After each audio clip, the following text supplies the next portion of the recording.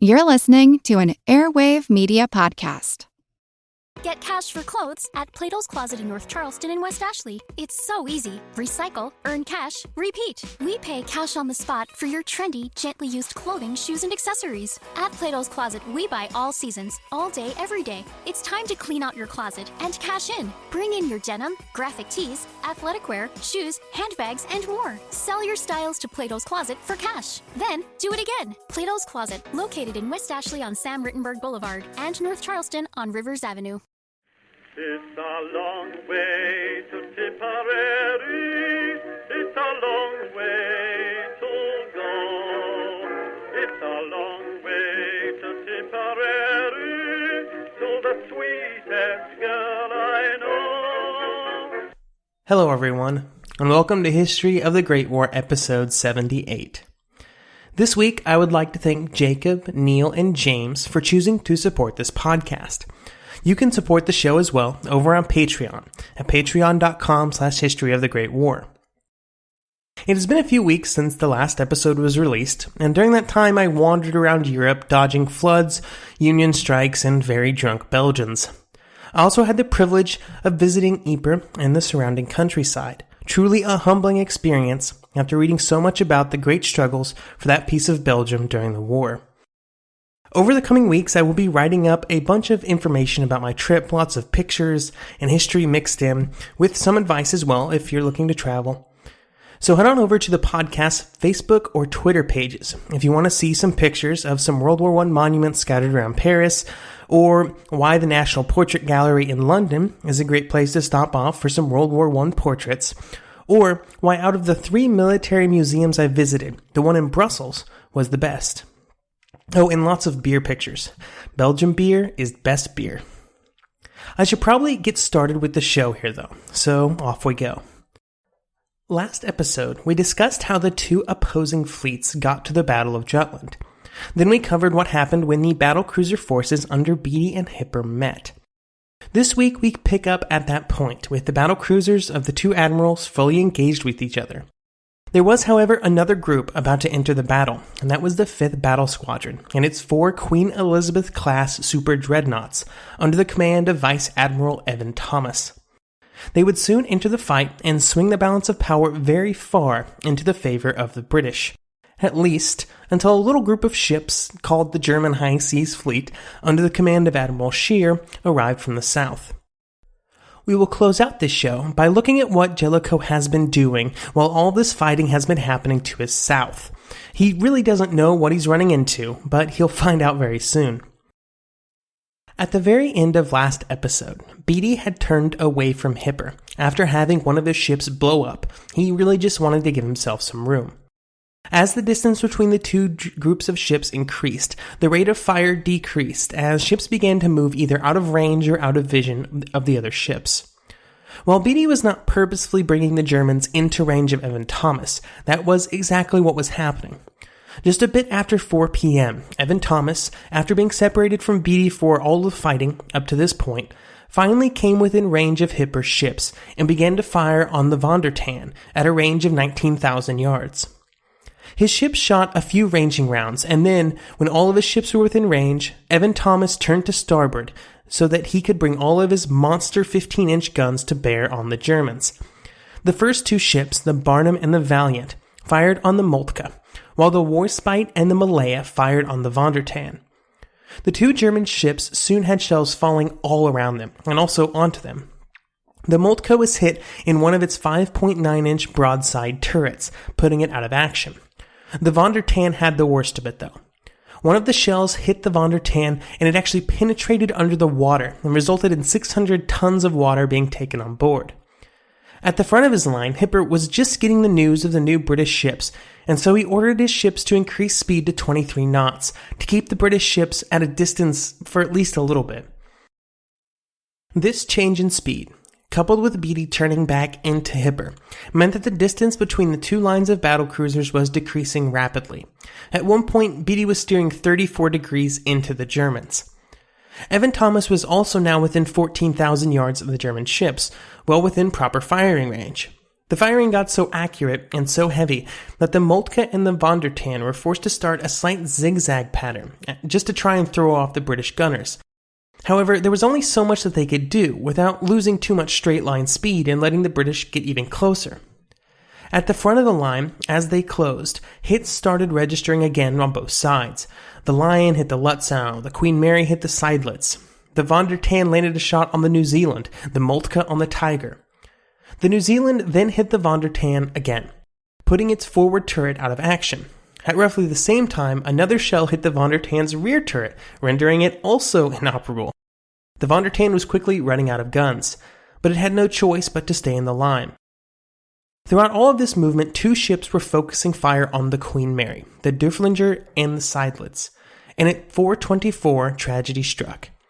At that time, the Derfflinger hit the Queen Mary near the Q turret, followed closely by more hits in pretty much the exact same spot. Suddenly, there was a giant explosion, followed by a massive spout of flame, and then another explosion, and then more flames, and then there was a final explosion, larger than the others, that rocked the entire ship, which quickly rolled over to port and sank. The British had now lost 2 battlecruisers, with almost their entire crews. Beatty, sensing that things may be quickly turning against his ships, decided to switch things up. During all of the fighting, a small fleet of 12 British destroyers had been trying to stay in position to deliver or repel or torpedo attack on the enemy. Beatty now ordered these small ships in to deliver their deadly payloads. Hipper, seeing this happening, then sent his 15 destroyers on their own to do exactly the same thing. The British were able to avoid all the German torpedoes, but one of the British fish struck home. The Seydlitz was hit by one of the 20 British torpedoes near the forward turret, creating a hole 40 feet long and 12 feet wide. The ship, even taking on tons and tons of water, was able to keep pace, and she kept her spot in line. At 4:43, after another critical development in the fighting, Beatty recalled the destroyers and headed north at max speed. The phase of Jutland known as the Run to the South was over, and the British had lost badly.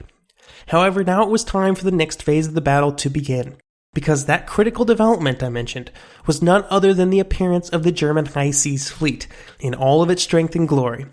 For the British, it was now time to turn and run. When the fighting had begun, Scheer and the High Seas Fleet were about 50 miles to the south of Hipper. An hour later, Hipper was able to see Scheer as Hipper sailed southeast while Scheer sailed north.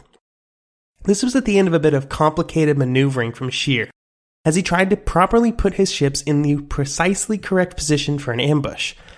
This involved him first heading north before contact was made, and then west when Hipper sighted Beatty, and then a race directly north again once Evan Thomas came into the battle and time became so critical.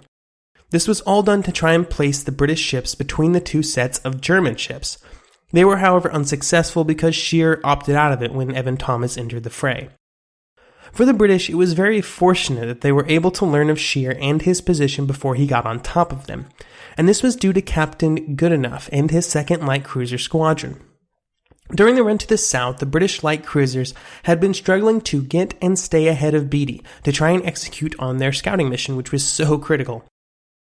At this critical point, they were well enough positioned, at least good enough to save Beatty from disaster. At 4:43 p.m., the lookouts on Goodenough's ship, the Southampton, saw to their southeast the High Seas Fleet coming out of the mist. 3 minutes later, there was a contact report radioed to Beatty, containing all of the information that they had. Quote, "Course of the enemy's battle fleet is north, single line ahead. Composition of van is Kaiser class, destroyers on both wings and ahead. Enemy battle cruisers joining the battle fleet from the north." End quote. With this threat now on the field, Beatty did not immediately turn north. Instead, he decided to continue on his course to the south for just a few more minutes. This was not because Beatty harbored any thoughts about trying to take him on himself. He's not stupid. But instead, he just wanted to confirm the German ships himself. And at 4:45, this was done. As soon as it was apparent that the contact report was correct, Beatty gave the signal to his ships to alter course in succession 16 points to starboard, which is basically a 180-degree turn. I quote this order because the wording will end up being important. It was very specific and containing the phrase "turn in succession." Not just turn in succession. This meant that instead of just turning around, the line of British ships should all follow the ships in front of them to pass through the same point that the Lion passed through when it turned. This was a perfectly fine, perfectly valid order. However, in this specific situation, it caused some problems, especially for the 5th Battle Squadron. First of all, by telling Evan Thomas how to turn, it reduced Evan Thomas's ability to alter the course of his ships in action, just took away some freedom. This was the least of his problems, though, because the order was also delivered to Evan Thomas far too late. Beatty had turned his battleships just in time to stay out of the range of the German dreadnoughts, but the signal was not properly relayed to Evan Thomas via signal light. Again, this is a whole other problem with him coordinating. This meant that Evan Thomas was not given the order until he passed Beatty, while Beatty was already on his way north. Then a further delay happened when the signal to turn was not taken down until 6 minutes after it was given to Evan Thomas. As I mentioned last episode, orders were not to be executed until they were hauled down, not when they were received. This brought Evan Thomas closer by the minute to the German guns. All of these problems combined to result in Evan Thomas turning north just 21,000 yards from the German fleet. By the time the turn was being executed, the British ships were already within range of the German guns. One officer aboard the 5th Squadron would describe it as a very hot corner, as the German shells fell hot and heavy around them. Luckily for Evan Thomas, all of his ships were able to make the turn without incident, and at 5:05 the turn was completed and the firing resumed from the 5th Battle Squadron. During this time, the Germans had been racing north at top speed to try and catch the British ships as soon as possible. There were even a few shots fired at the British battlecruisers as they made their turn at absolutely max range. By 5:08, at least 5 of the German dreadnoughts were all firing at just the last few ships of Evan Thomas's squadron. Evan Thomas was again somewhat lucky in that the Germans had sort of lost formation in the preceding 20 minutes. Scheer had ordered a slight turn after sighting the British ships, just trying to get in position. But instead of all making the same turn at the same time and staying in formation, the German ships had started to drift apart in some pretty unfortunate ways, and some pretty hefty gaps had developed between ships. This meant that they were unable to engage the retreating Evan Thomas with the maximum number of guns. But Scheer couldn't really fix this because that means he had to slow down, and he can't do that either. Even with these errors on the German side, the British were still heavily outgunned, and they were on the run to the north, starting the next phase of the battle, creatively called the Run to the North.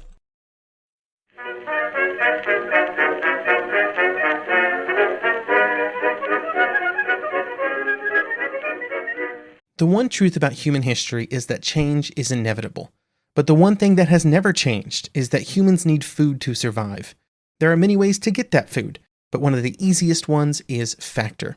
Factor delivers ready-to-eat meals right to your door. All you have to do is heat them up and dig in. In 2 minutes, you can be eating tasty keto or vegan options, or any of their 35 options that they have available every week. So you can choose maybe the cheesy garden herb chicken, maybe the Santa Fe green chili beef skillet, or perhaps the Caribbean spiced tofu.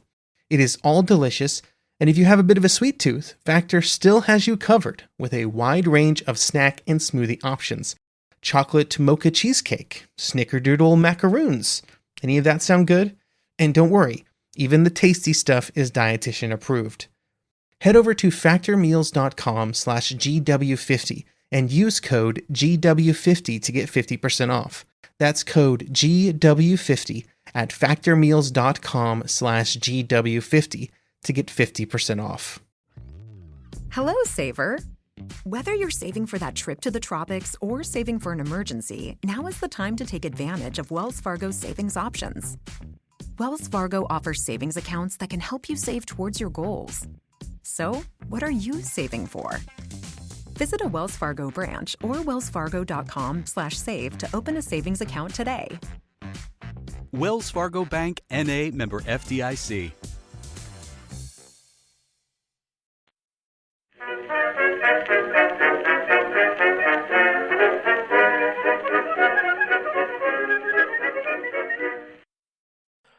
Robert Massey, in his excellent book Castle of Steel, said of the run to the north that, quote, "This hour, from a few minutes before 5 o'clock, when the Queen Elizabeth wheeled north, 3 miles in Beatty's wake, until just after 6, when they joined the Grand Fleet battle line, was their time of glory." End quote. A turret officer on board the Malaya does a pretty good job of explaining why. Quote, "When we returned, I saw our battlecruisers proceeding north at full speed, already 7,000 or 8,000 yards ahead of us. I then realized that just the 4 of us, of the 5th Battle Squadron, would have to entertain the High Seas Fleet, 4 against perhaps 20, end quote. The 5th Battle Squadron was now, essentially, engaged with every German ship by themselves. Beatty had raced to the north and out of the battle, at which point he slowed down for half an hour and allowed his ships to do some much-needed repairs, including some very serious firefighting. The Lion, Tiger, and Princess Royal had all been hit about 15 times, with the New Zealand being the lucky one with barely a scratch. Back in the battle, the 5th Battle Squadron raced north at 25 knots, with the Barnum and Valiant assigned to continue firing on the German battlecruisers, while the Warspite and Malaya engaged the German dreadnoughts on their tail. While they were firing, they also, of course, were receiving fire. The Barnum was first to be hit, but the Malaya and the Warspite also received several hits during their journey north. While getting hit was never desired, none of the ships were disabled or slowed in any way, which was very important.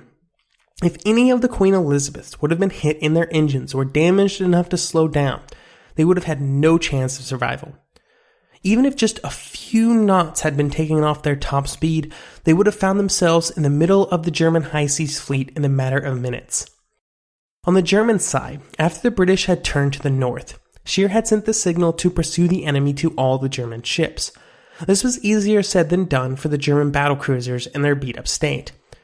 They still turned, but here is a rundown of the damage by this point in the fighting. The Von der Tann, which could now not fire a single of her guns, but stayed in the line to attempt to draw fire, very valiant. The Lutzow had been hit several more times from the 5th Battle Squadron, which knocked out both the main and reserve wireless transmitters. With Hipper on board and no wireless, he now had difficulty not just communicating with his ships, but also with Scheer. The Seydlitz was by far the worst of all of the German ships, though. What was left of her guns had been knocked out by 3 hits from the Queen Elizabeth's, and her list to port from the earlier torpedo hit was just getting worse. All of the ships stayed in the line, though, if only barely. It is somewhat amazing that all of these battlecruisers would make it through the battle, even with their current state and how much fighting there still was left. Scheer and Hipper did not care about the damage to the battlecruisers. What mattered was closing in on the 5th Battle Squadron and knocking one of them out. At this point in the fighting, both admirals believed that they were facing just 2 British squadrons that were now isolated and on the run. All it was left to do was to run them down. After half an hour of respite, Beatty signaled his ships to once again prepare for action, and turned his ships back into the fray once again. Hipper saw him come out of the mist on his port bow, but he could not report to Scheer because, again, the wireless thing. So what he had to do was he actually had to, by signal light, signal the next ship in the line, who would then transmit the message to Scheer. This method of playing a game of telephone slowed down communications greatly. In front of him, Hipper could see that Beatty was trying to get ahead of Hipper and cross his line. This forced Hipper to turn with Beatty to the east. This put the British in a much better position due to the sun and the wind, and as such they closed to about 14,000 yards when they took advantage of this by quickly landing another hit on the Derfflinger, which filled her torpedo room with water. At 5:45, a lookout on the Lion saw something, and quickly passed it along to the rest of the ship, with Beatty confirming it just a few minutes later. To the north, they had spotted Jellicoe. To keep the Germans from also spotting the Grand Fleet, Beatty turned in towards Hipper, forcing him to turn as well. This kept the secret from the Germans for another 10 minutes. But at 5:55, one of the German light cruisers, scouting to the north, signaled to Scheer that they were in action with British dreadnoughts. This action was far to the east from where they knew that Evan Thomas was, and it could only mean one thing. At 5:59 p.m., the front ships of the High Seas Fleet broke through a line of heavy mist, and beyond, on the horizon, possible disaster. 24 British dreadnoughts and countless other ships were bearing down on them, now only 16,000 yards away. Now it was time for the Germans to run. So far, we've been keeping up with Beatty and Hipper, and then Scheer once he arrived on the scene. Now that Jellicoe has arrived, we should probably catch up with what he's been doing since the initial sighting of the ships by Beatty. Jellicoe was on board his flagship, the Iron Duke, when the shooting started at 3:48 p.m., at which point he was 52.5 miles-ish from the fighting.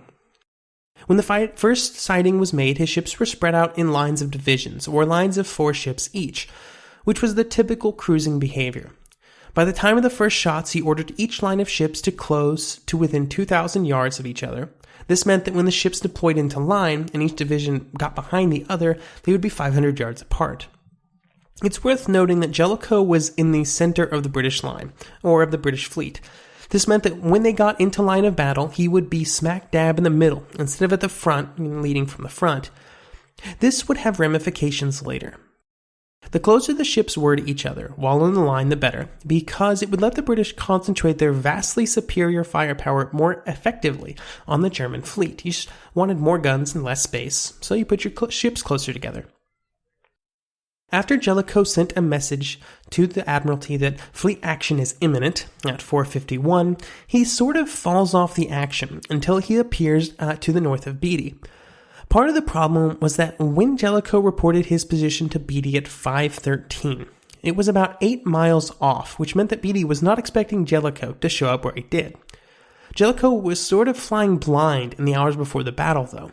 He had many reports of action at various places, but due to some slight errors in ships reporting their own positions, the situation was very confused. Remember that they're trying to track on paper charts, and it's super easy to get their positioning slightly confused. 8 miles this way, 10 miles that way. It really matters. Jellicoe needed the information, though. He needed as much information as he could possibly get about the German fleet. In theory, it was hoped that Beatty would be constantly feeding information to Jellicoe to help him make decisions. But as it was, Beatty had been sucked into his own battle and was failing at this task, a very critical task. At 6:01, he radioed Beatty, asking where the enemy was, and this is when he really needed to know, because he had some very important questions that were weighing on his mind in the hour before 6 p.m., and that was how he should deploy the fleet into battle order. There were a few different considerations and then 2 different decisions that he had to make. The first was when to deploy, pretty simple, right? Well, Jellicoe did not want to deploy too early, because this would slow his rate of advance and greatly hinder the fleet's mobility, its ability to sort of move side to side, as they were forced to follow the first ship in the line to stay organized. Jellicoe also did not want to deploy too late, or his ships would be a disorganized mass of confusion when the Germans appeared. Jellicoe also did not want to deploy the wrong direction. If he formed his line to the left, with each set of ships coming in behind the ships to their left, and instead he needed to turn right, there would be a lengthy delay while he tried to turn everything around. Without new information from Beatty, Jellicoe was forced to consider the information that he had and make a decision at 6:15. This would result in him being ready for the Germans, but also being pretty poorly placed. In fact, he was sailing away from the Germans while his ships got into order. Soon, however, they would be heading in the right direction after a bit of course correcting, and they would finally find their prey, which we will discuss next week as the 2 largest fleets in the world meet on a tiny area of the North Sea.